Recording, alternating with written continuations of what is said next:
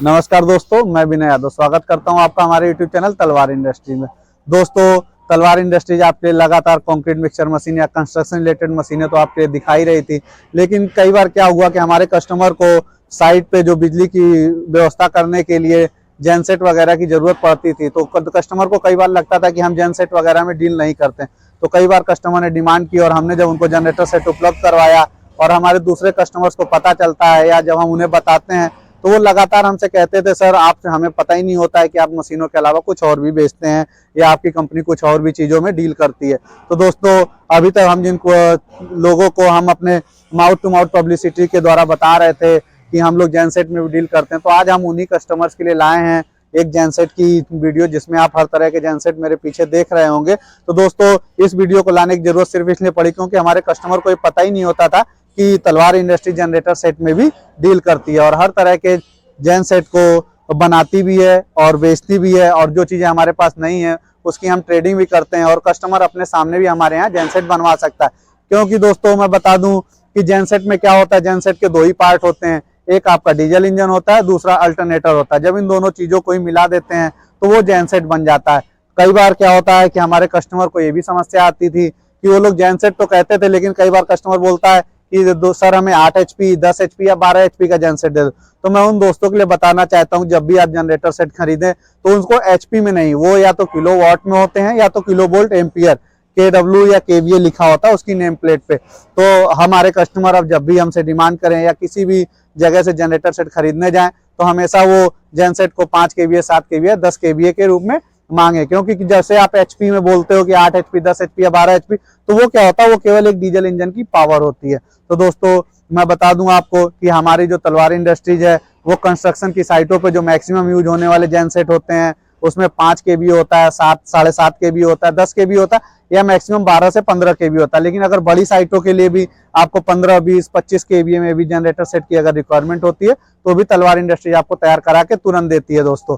और जैसे कि देखते हैं, अभी तक जहां पे भी हमारी मशीनें जाती थी तो हमने अभी लास्ट वीडियो में आपको ये भी दिखाया कि हमारी मशीन में भी आप जेन सेट को लगा सकते हैं, या थोड़े बहुत जो बिजली के छोटे मोटे काम होते हैं उन कामों को निपटाने के लिए, क्योंकि यही जो एयर कूल या वाटर कूल इंजन होते हैं वही इन मशीनों में भी लगता है। और उसमें क्या करते हैं हम लोग कि केवल अल्टरनेटर सेट लगा के हम इससे बिजली की व्यवस्था का समाधान कर सकते हैं, जैसा कि हम एक जनरेटर वाली वीडियो आपको दिखा भी चुके हैं। तो दोस्तों, जो कंस्ट्रक्शन की साइटों में सबसे ज्यादा यूज होने वाला जनरेटर सेट होता है वो मैक्सिमम जो होता है 5 KVA के जेन सेट यूज होते हैं। 5 KVA के जेन सेट यूज इसलिए होते हैं क्योंकि जब कंस्ट्रक्शन की साइट चलती है तो वहां पे बहुत ज्यादा आपको कटिंग मशीन चलानी होती है जिसकी पावर 1 से 2 HP होती है, या समरसेबल पंप चलाना होता है, या ग्राइंडिंग मशीन चलानी होती है, या बेल्डिंग मशीन चलानी होती है। तो इन सभी चीजों को चलाने के लिए मैक्सिमम 5 KVA के जनरेटर ही पर्याप्त होते हैं। और तो कस्टमर एक बार और कंफ्यूज होता है कि अब हम जेनसेट लें तो वो उसमें एयर कूल्ड लें या वाटर कूल्ड लें। तो दोस्तों, मैं आपको बता दूं,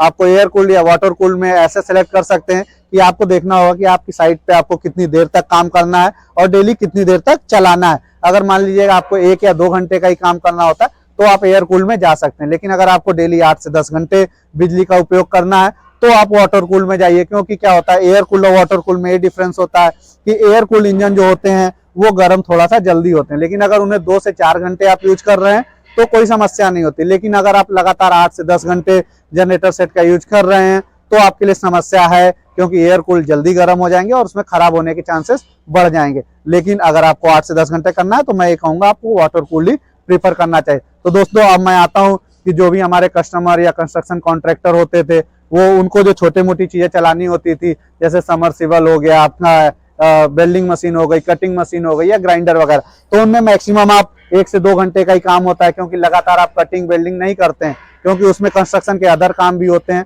लेकिन छोटे मोटे कामों को निपटाने के लिए आप मैक्सिमम 5 KVA का जेनसेट प्रीफर कर सकते हैं।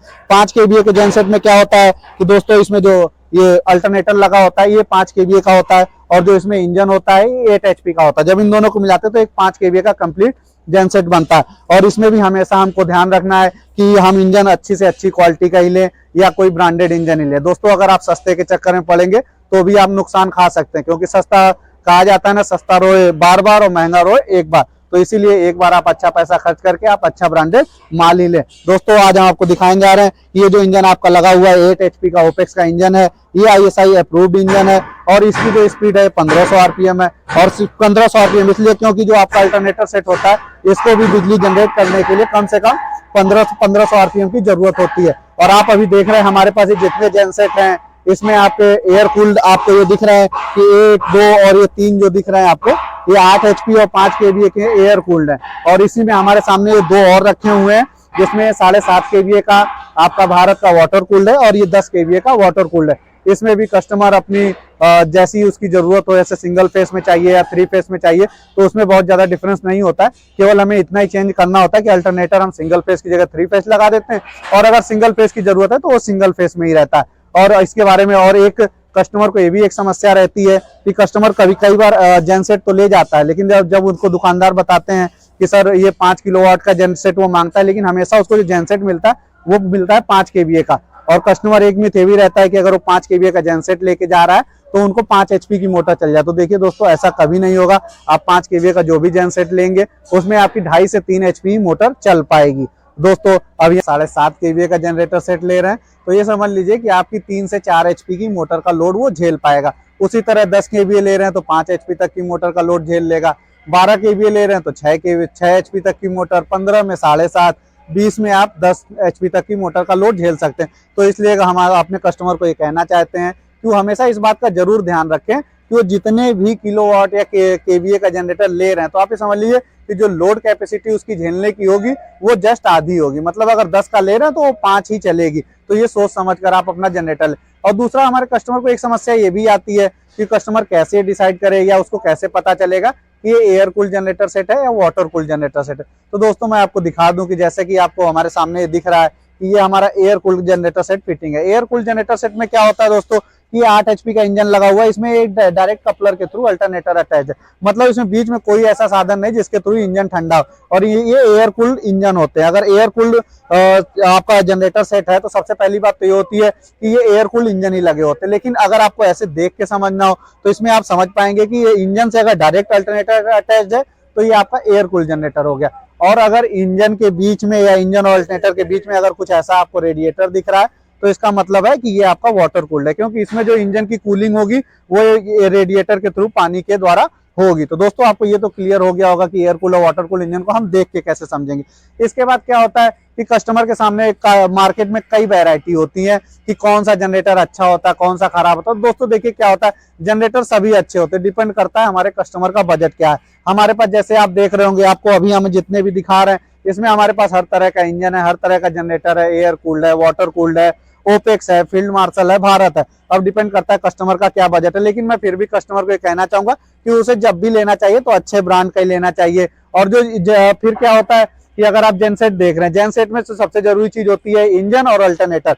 तो आप देखेंगे जैसे इंजन को बैलेंस करने के लिए जो सबसे जरूरी चीज होती है वो होता है इंजन का बिल। तो इंजन का बिल जितना हैवी होता है इंजन उतना बैलेंस सिस्टम में चलता है। अब जैसे मैं आपको बता दूं, ये 8 HP का इंजन लगाओ, इसमें 5 kVA का अल्टरनेटर लगाओ, तो आप देखेंगे कि इसका बिल कितना हैवी हुआ है। कपलर भी इसका हैवी है, नीचे की ट्रॉली भी हैवी है और अल्टरनेटर है। और हाँ दोस्तों, अल्टरनेटर के बारे में बता दूं, अल्टरनेटर भी 3 तरह के मार्केट में मिलते हैं। एक तो आपका जो होता है जिसकी वाइंडिंग आपकी एल्युमिनियम पे होती है, दूसरा होता है कुछ लोग बताते हैं मिक्स होता है। तो मिक्स में क्या होता है दोस्तों कि उसका जो रोटर होता है या जो बॉडी होती है उसका ऊपरी शेप जो होता है वो केवल कॉपर का होता है, बाकी जो उसकी बाइंडिंग होती है वो एल्युमिनियम ही होती है। तो मिक्स वगैरह के चक्कर में ना पड़े, आप जब भी लेंगे या तो प्योर कॉपर ले या तो प्योर एल्युमिनियम ले। और प्योर कॉपर लेते हैं तो ये तो सबसे अच्छी बात है, आपका बजट भी अच्छा है और आप अच्छे जनरेटर सेट की तरफ भी बढ़ रहे हैं। तो उसमें क्या होता है, उसमें जो कॉपर की बाइंडिंग भी होगी तो बाइंडिंग उसमें 100% कॉपर लगा होगा। तो जब भी कोशिश करें कि आप 100% कॉपर वाला ही जनरेटर सेट लें। और इसमें क्या होता है, आपके पास ट्रॉली का भी ऑप्शन होता है कि आप इस जनरेटर सेट में देख रहे हैं इस ट्रॉली में छोटे पहिए लगे हुए, लेकिन आप चाहते हैं कि एक लंबी दूरी तय करना है, जनरेटर को डेली इधर से उधर है या पोर्टेबिलिटी अच्छी चाहते हैं, तो आप अपनी सुविधा अनुसार इसमें बड़े पहिए भी लगवा सकते हैं, जैसे स्कूटर वाले पहिए। ये आजकल मार्केट में कई तरह के नए नए पहिए उपलब्ध हैं। और दोस्तों अब देखिए, जैसे अभी आपको मैंने 5 kVA का दिखाया, इसी में हमारे पास ये 7.5 kVA का है, लेकिन ये 7.5 kVA का अपना वाटर कूल्ड है। इसी में इससे पहले आपको वीडियो में दिख रहा होगा 10 kVA, जो कि हमारे वीडियो बनाते बनाते ही दोस्तों कि वो जनरेटर सेट बिक चुका का है, लेकिन वो जनरेटर सेट 3 फेज का था। और सिंगल ये अभी जितने भी जनरेटर सेट दिख रहे हैं ये आपके सारे सिंगल फेज के हैं। छोटे मोटे घरेलू बिजली में आप इसका उपयोग कर सकते हैं। घरेलू बिजली में क्या होता है कि नॉर्मल व्यक्ति को एसी चलाने होते हैं या छोटे मोटे काम समरसेबल कुछ नहीं उठाते तो घरेलू में तो सभी सिंगल फेज चलाते हैं। लेकिन अगर आपको कॉमर्शियल वर्क है या आप इंटरलॉकिंग प्लांट लगा रहे हैं तो उसके लिए आपको 3 फेज जनरेटर सेट लेना होता है। तो उसमें कुछ नहीं होता दोस्तों, इंजन वही होते हैं, केवल आपके अल्टरनेटर बदल जाते हैं। अल्टरनेटर जैसे ये सिंगल फेज के लगे हो तो इसमें 3 फेज के हो सकते हैं। और अभी जैसे मैंने आपको दिखाया मेरे पास ये अभी कम से कम 3 तरह के इंजन देख रहे हैं। अब जैसे अगर आपको फील्ड मार्शल, किर्लोस्कर, ओपेक्स, प्रकाश या किसी में भी चाहते हैं तो उसमें दोस्तों केवल ये इंजन बदलता है, क्योंकि कोई भी अभी इंजन कंपनी ऐसी नहीं है जो अपना स्वयं का अल्टरनेटर बनाए। जैसे आप हमसे फील्ड मार्शल का अगर जनरेटर सेट मांगते हो तो हम ये क्या करेंगे, फील्ड मार्शल का इंजन लाएंगे, इसमें सेम इसी तरह इस ट्रॉली के ऊपर ये अल्टरनेटर लगा देंगे, फील्ड मार्शल का जनरेटर हो जाएगा।